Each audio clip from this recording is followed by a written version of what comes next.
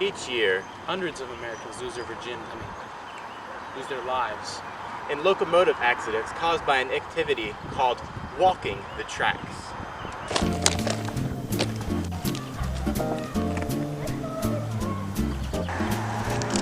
Pay close attention to the placement of the feet.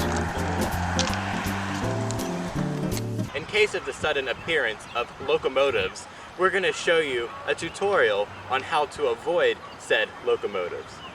Step 1. Locate locomotive.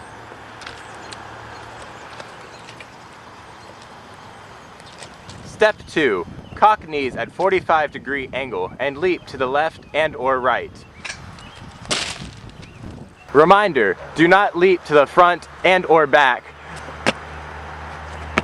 or you may experience a condition called fatality.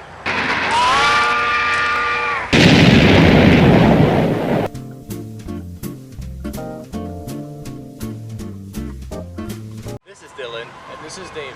And we're reminding you to stay safe while walking the tracks. Get tested for HIV.